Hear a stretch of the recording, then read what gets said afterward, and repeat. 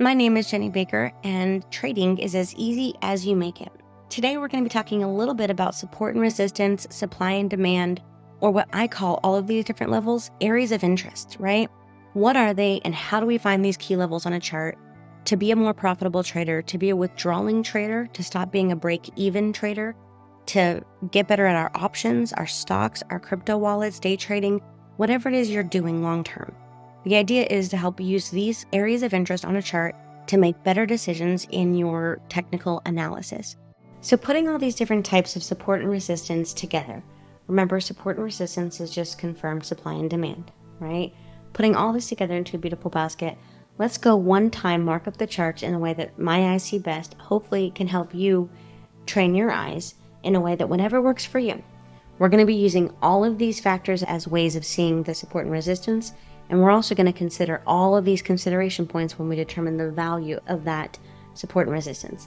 So now let's go take a look at what levels we would see, which means what areas would we be looking to make decisions at, meaning looking to buy, looking to sell, looking to close, looking to trim, looking to make some actionable decision at these levels.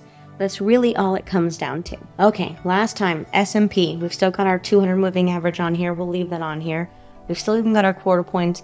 I'm not going to put on Fibonacci because that's, consistently being remeasured and it has, minimal value if I measure it once forever.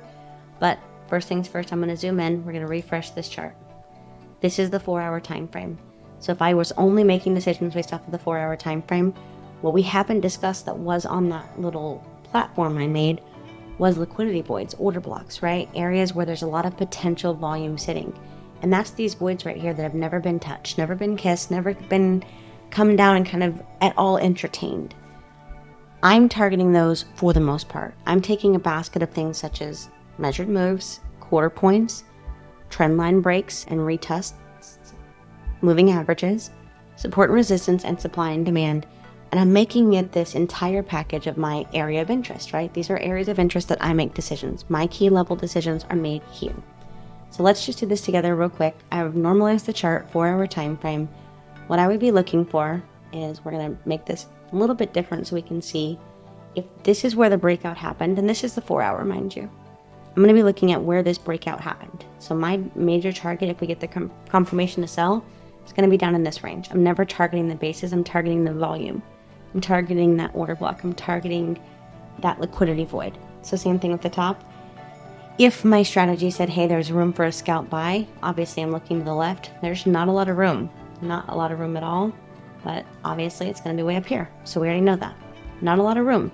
Beyond that, I'm going to have to look at a quarter point, which for whatever reason, this indicator is not giving us them. So we've got, technically 4,750 would be a quarter point. 4,750. So I'd be up in this range all the way up to these new whole numbers, if you will. So we know what those would be. But let's continue. Let's keep looking for the areas that I would personally be looking at. So here we are with the line chart. If I sell this down, for whatever reason, my strategy gives me a reason to sell. First place I'm going to be looking is right here. And I'm going to hit that target. We already know that in replay. But here's our peak. This is where the volume is sitting. I want to go here. If we continue to break below and break these lows, I know I'm going to get a reaction and probably retest this key level, my area of interest. My next target beyond that is going to be here, prior to the peak. If we break this low, I know I'm going to get a reaction. I'm going to retest this area, making it not only a great closing point, but a great decision-making point for new entries, re-entries, confirmation of continuation, and a whole host of other things. The reason why I call it an area of interest is because this is where I make decisions. Now I can put 50 on this chart, but I'm going to save us all a bunch of time since this is a pretty big time frame already. Again, look here. Not only is this a liquidity void, but we've got multiple touches making this a really, really strong one. So when I do my morning classes, I would be calling this my high probability zone. This is the zone that I'm really interested in it being hit soon, right? And then looking to make further decisions. Not to mention, by then we're going to have come into contact with this 200 moving average, so that's another. Now we've got a lot of correlation in this area, right? We've got support and resistance, a liquidity void, potential touch of dynamic support and resistance. We've got a break of a trend line and a retest coming all the way up. That makes this zone a really high probability zone. I know there's a way to do it. Let's see if I can't do it. There we go. Right in this range. So it's going to be a little janky for me to, no, let's see if I can't move this over to make my box a little bit better.